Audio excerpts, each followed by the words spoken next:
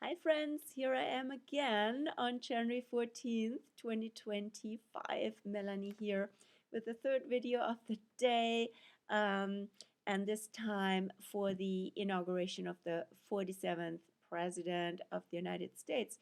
Let's look at the energy of January 20th at 12 noon in Washington, D.C. in relation to Donald J. Trump and also the US. So I felt called to do this feature here. Not sure if I also write an article about it. I might do it, but here's already a video version. And let's start with the inauguration. So what's the energy of the day? Of course, we have Pluto now freshly in Aquarius and sanctioned, so to say, initiated, inaugurated also by the Sun soon on January 21st, right after that election day. And then again through the early Aquarius new moon on the 29th.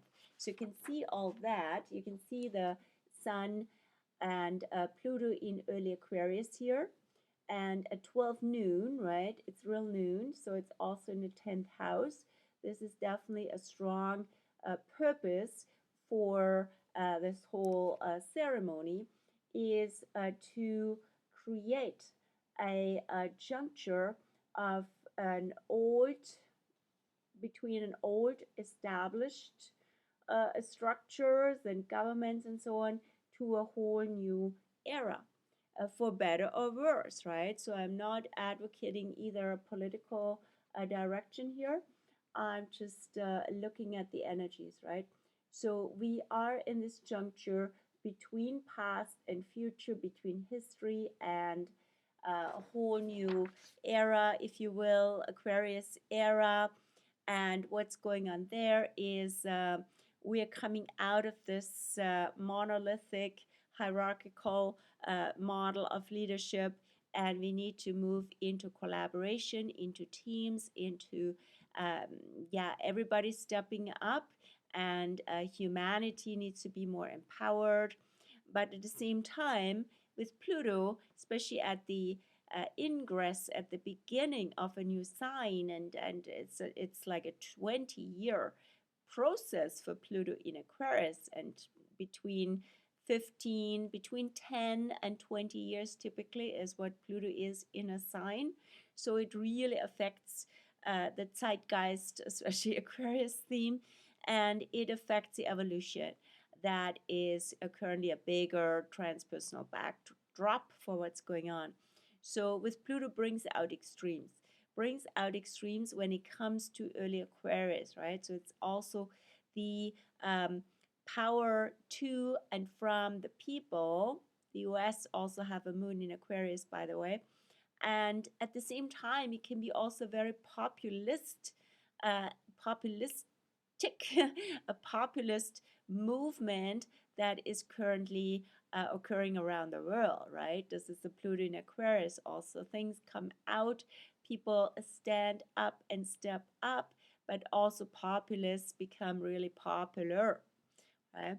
And so extremes come up. And so the whole question of power is huge, right? So every January 20th, every 4 years, the Sun is on the first degree of Aquarius. But this time together with Pluto, that's the difference. And so power is a big deal. Power to new systems, new organizations, and coming out of a Capricornian world, right? The old world where the United States had their Pluto return, 2022 to 2024. We're just coming out of that, right? I'll show you that later in the Pluto, in the chart between the US and the inauguration. So that piece, Mercury is still in Capricorn till the 27th. So it's also a very traditional ceremonial declaration here, while the moon will be together with Lilith in Libra. So Libra's a nice placement for this occasion, although there's a tension between Libra and Capricorn. So Libra is a lot about culture, the arts, right? And also right relationship. In fact, this moon in mid Libra, still mid Libra, has an Aquarius undertone, while the early Libra Sun and Pluto have, the early Aquarius Sun and Pluto have a Libra undertone. It's a mutual reception, a double whammy between Libra and Aquarius from Sun and Moon, right? So you have a double, right? What does it have to do with? It has to do with, again, fairness, justice, culture, humanity, social justice, and yeah, and group consciousness. Right? So all of that comes up, and that doesn't mean it's all good, but these topics are front and center of our attention. In fact, with Lilith in Libra, Lilith is also like a wild card energy, and on a neutral and deeper level, it's also the unconditioned. So it's not what we deem fair and just, but what maybe even election wise, right? So elections have to do with Libra, but what's going on a deeper level, and why has this election being so pronounced, right? The result of the elections pretty clear, pretty pronounced. So questions for Lilith in Libra, what's going on with, yeah, again, Aquarius, like the voice of the people or versus populist movement. And then we have Aries on the other side. We have the Chiron in Aries. Also, the second time, uh, the second election, the second inauguration with Chiron in Aries, because Chiron entered Aries 2019. And so now, again, we know about that. Again, the wound of, yeah, things are all of a sudden, there's precedents, right? Not just presidents, but precedents in various situations, and a renewal is really needed. Is this a medicine of renewal, or will it bring up wounds and recurring wounds, right? We don't know. And then we have also the North Node and Neptune together entering Pisces. The North Node enters Pisces on the 29th and meets Neptune there on the 30th. So there is also the need to surrender, let go, relax, and be open. Right? That is Pisces, the incentive of being open versus being, from the Virgo side, very critical and being very fault finding, right? And too much orientation to the small stuff in a way, right? So the Pisces North Node is also initiated uh, with the Aquarius new moon after that election. And that is also the energy of a movement, and at the same time, the energy of an outflow of the Pisces age, if you will, right? So all these dependencies and codependencies need to go, and we need to move into more freedom when it comes to the Aquarius momentum and Aquarius age. Now we also have Saturn and Venus together. Venus would have passed Saturn on the 18th, just 2 days before. And so this is actually really a Venus Saturn is in a way a marriage energy. There's a commitment, there's a ring, there's a link, a bond is being created. And with Venus, Saturn is sort of, yeah, not the best position in Pisces, but also not the most challenging. It is more the need, right, or the fear of people, and the challenge that comes from that, to either be too, well, one piece is about all this chaos, all this openness and chaos when it comes to border and so on, needs to be um, needs to be managed, right? Needs to not just be managed, but also limited. And and that there needs to be better boundaries, right? So we all know that, and Saturn in Pisces points that out. And now there is sort of this ring, this commitment, and this a challenge to actually follow up on that in a way that is also not just restrictive from the Saturn side, but also compassionate from the Venus side. And we have also for inauguration day, yeah, two more important factors. One, well, three, I would say. Let's start with this one in order of the zodiac. Uranus in the first house. Uranus in the first house is also for the first time in inauguration in sort of 84 years. Uranus is the 84-year cycle, and since the inauguration always happens at noon, it would have Taurus rising typically. And now Uranus is the first time in the first house. So Uranus is also the ruler of Aquarius, and Trump is very strong with Uranus. He was born with the North Node, Sun, and Uranus together, born under lunar eclipse, full moon, right? So I look at that chart in a second and the combination. But this is also an indicator that old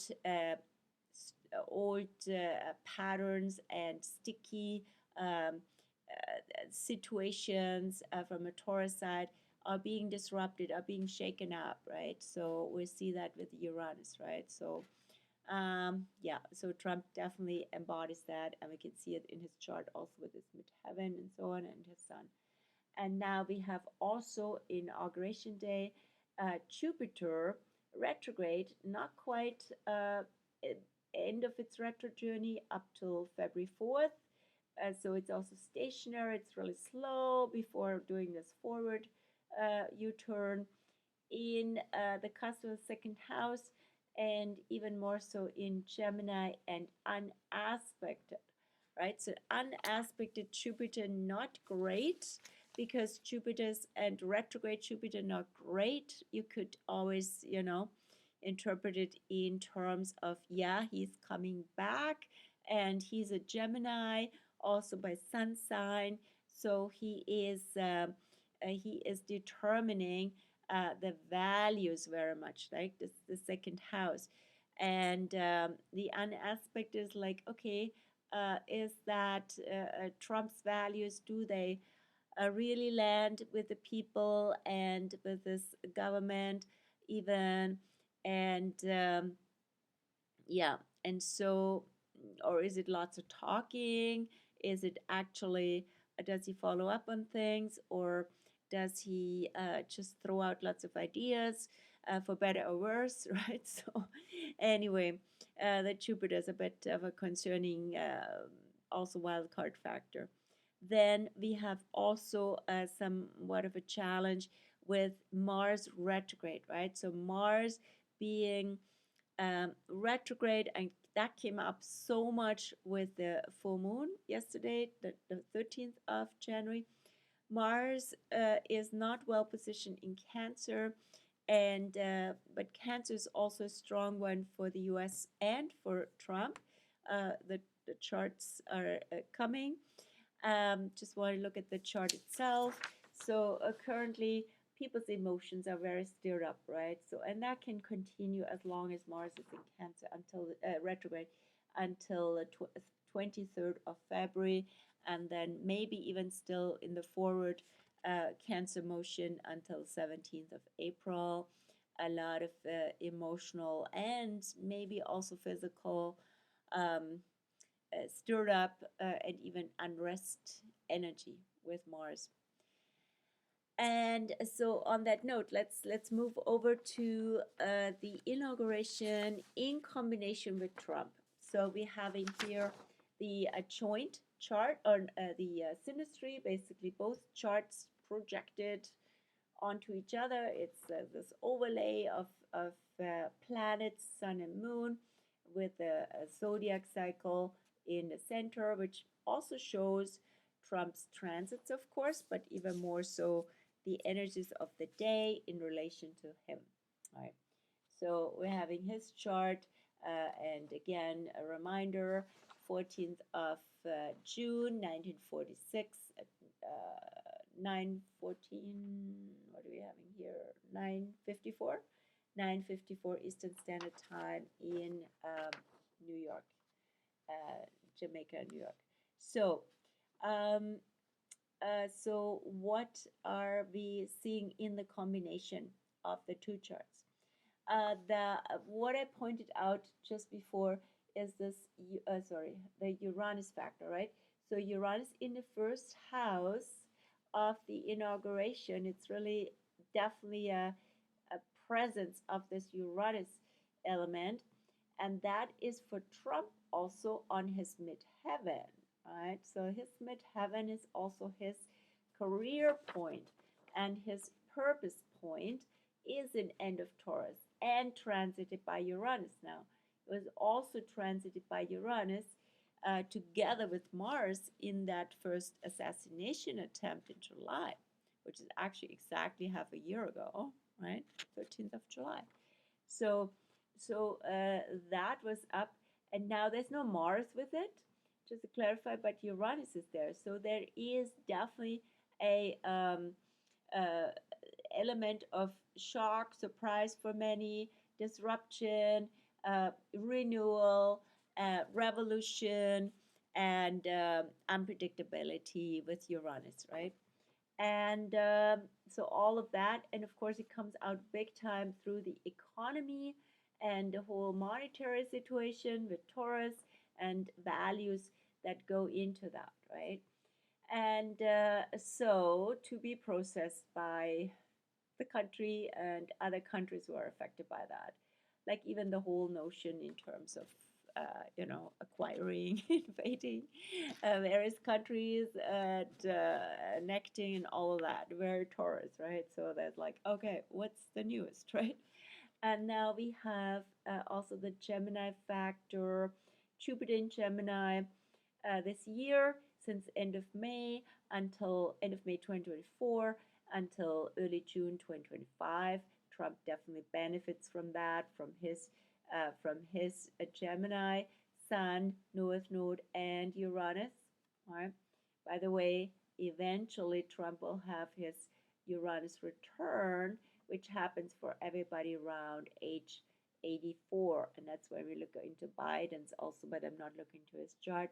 But it comes full circle at age 84, and Trump is 78, turning 79 this year. So, but we might notice some early effects of that when Uranus first goes into Gemini, just starting the summer.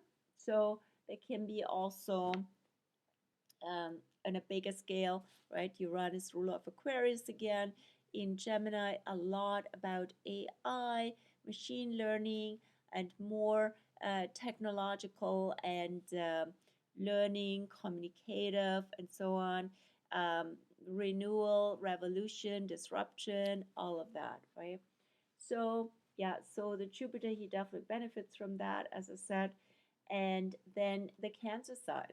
So, this Mars retro currently in Cancer is on Trump's Saturn and Venus. So, yeah, definitely when it comes to his way of showing his love for the people, his patriotic side with Saturn and Venus in Cancer, now there is a big push with Mars, and it's also a um, that was activated already in October, right? Mars has been in Cancer since early September, and then went retrograde went forward into Leo first, just after Election Day, and then went retrograde on December 6th, and now back in Cancer since January 6th. So Trump gets a triple activation of his Saturn Venus from Mars. The first one was end of October. The second one is pretty much around Election Day, and the third one will be just before Mars leaves Cancer, which will be mid-April. So there's a continuum. There can be more events coming that confirm this. and all has to do with the people, has to do with the country and America first and all that, right? And so on.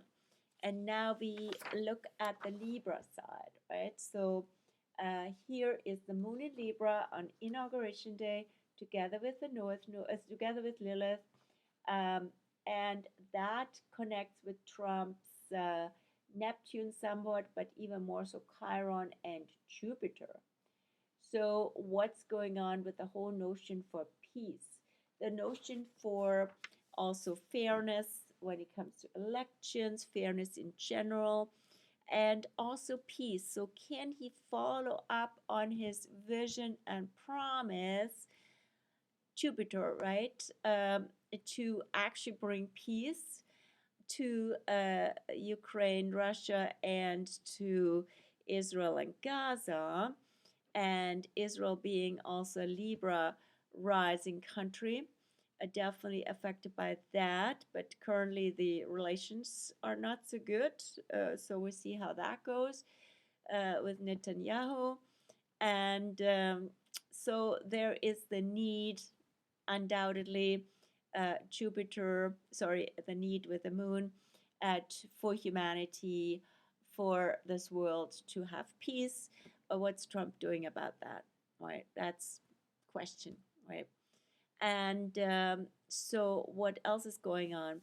Yeah, the where is the Pluto Sun in relation to his chart? It's on the cusp of his sixth house. So you see it here in the chart because the outer ring is the event, is the inauguration. And there it's at the noon point, high up because inauguration starts at noon. And then in Trump's chart, we have to look into his, right? So his rising sign is end of Leo with Mars rising, Pluto back there. And so the Pluto especially and the Sun now enter for the first time his sixth house, right? That's interesting. So the sixth house is the sign of service, the sign of doing the work that you're here to do, and also being in alignment. So Pluto in Aquarius is super important for him, also personally, because he came with this Aquarius mission, with this Uranus mission, with Sun Uranus, right? And now we have Pluto in Aquarius together with the Sun. So it's really aligned for him. And the question is, what does he do with the system, for the system, and in terms of teams, bringing in teams that are all free thinker, but not a new oligarchy, not a new plutocracy, as in we had seen in Capricorn, the rulership of the wealthy, now like basically um, basically the power of a technocracy in a way, right? And so on. And so it's differentiated. Also what stands out is that Trump was born with Venus and Saturn, and we also have Venus Saturn uh, currently on January 18th, feeding also into the field of the inauguration.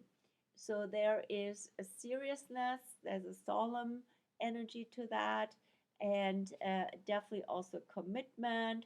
It's sort of a marriage of passion, love, or convenience. We don't know, right? So Saturn makes things more serious and heavy and significant, right? And what else can I point us to? Yeah, so what's with his own moon? Talked about his sun. His moon is in Sagittarius with the south node. So as you see, he was born under full moon. The sun with the north node and Uranus in Gemini, the moon in Sag with the south node. That is a full moon, and not only that, an eclipse, a lunar eclipse, a total lunar eclipse, right? So this whole tendency of Trump with the moon in Sagittarius, which can often backfire and be sort of a detrimental energy, is like speaking his mind. Yeah, very good at that, and also with putting out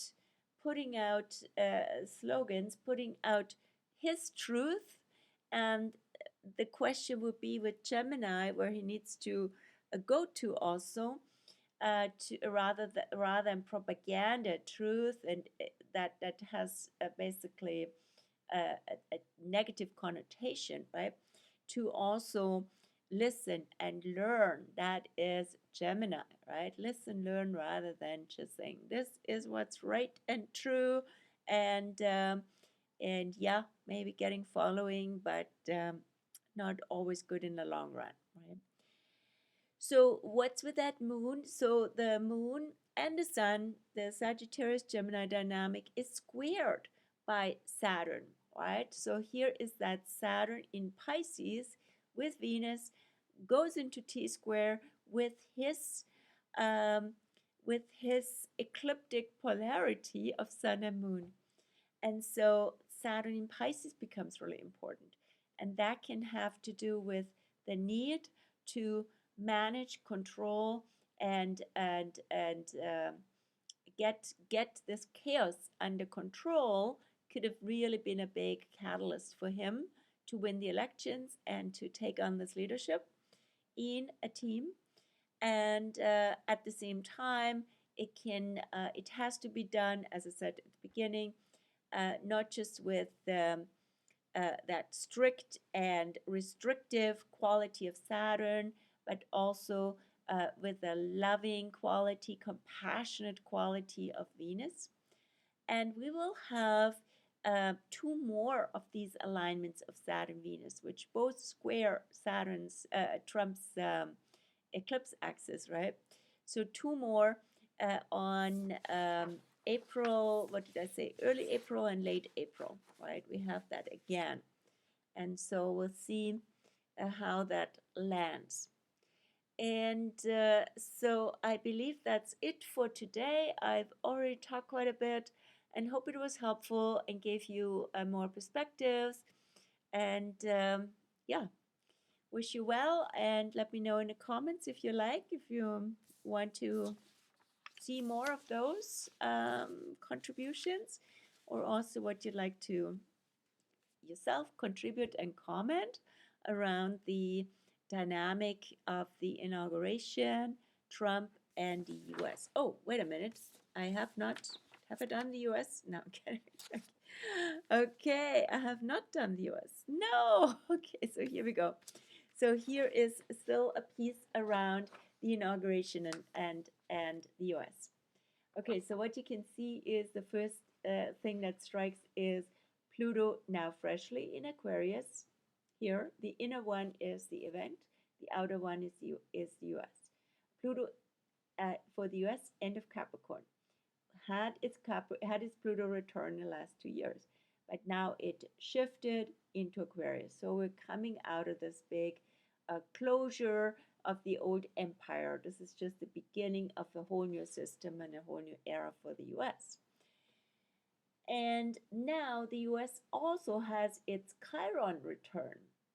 Chiron comes back every 50 years, and this is the fifth Chiron return in 250 years, almost 249 years, in 1776. And it happens here last year and this year, 2024, 2025. Chiron in Aries, so Aries again being renewal, being a pioneer energy, being a fresh start, the medicine of fresh starts, but also the vulnerability that comes with that as well. It's a raw situation.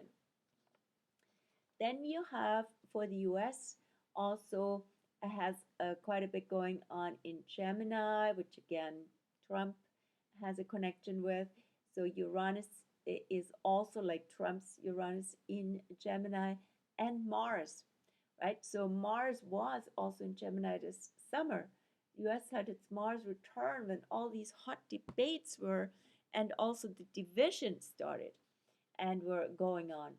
And so Jupiter currently still in Gemini and stationary. As I said, it's not aspected on the inauguration time itself, but it connects with the US, Uranus, and Mars. So here you have also more of, like a new uh, approach in terms of asking good questions. That's a Gemini side, right? New debates, important, more debates are being stimulated, are brought up through this. We learn we need to not just be assertive and aggressive with each other, but also understand what divides and also understand each other. Then you have for the US, as I said, and right, quite a Cancer country. It has Venus, Jupiter, the Sun, and Mercury retro in Cancer. Can you see it? Yeah. And but Mars, right? Mars retro, inauguration day on the US, Mercury retro in Cancer. What's going on here, right? So there is, in a way, a recurrent situation that we saw 8 years ago. And again, is the president the voice of the people? Or is he a populist? What's going on here, right? So Mars retro, per se, not the best time to start something. Also, the phase before the new moon on the 29th, not the best time. So let's see, other factors are very positive, as I said, right? It's a mixed energy here, but there's a lot of connection points. Then also the moon on election day in Libra with Lilith is in connection with Saturn of the US. And let me take a sip of water here. So again, this is Saturn is very strong in Libra, right? The strongest of all the signs in the zodiac. It's very much about the whole theme of the justice system, the US justice system, law and order, and also elections are, of course, ruled by Libra that need to be uh, in um, in good, they need to be scrutinized by the law, right? Saturn. And the moon also brings that out. Has it been a fair, a just election? And has this worked this time? And so on. And also, again, the big notion about peace. So, does the US have a challenge slash a purpose to challenge with peace, and or the purpose to lead, and it would make a huge difference, right? With Saturn, you always see it's like a karmic planet, right? You see the difference whether you are Libra wise, whether you're promoting peace or whether you're not doing it, right? So there's like definitely this whole peace is quite a measuring stick for the success, I should say, also of that great country, right? And yeah, so can be really a great country and is a great country, right? I'm not just in quotation marks, but since it's been such a slogan, right? Anyway, and peace. People, humanity needs peace. What does will the U.S. do about it with Trump's Jupiter and the U.S. Saturn? Right, it's a very critical moment around that, and yeah, and that's about it. So, been talking for quite a while now. I hope again, say the same thing in closure. I hope this was helpful and shed some light on things. Let me know in the show notes here below. Until next time, bye.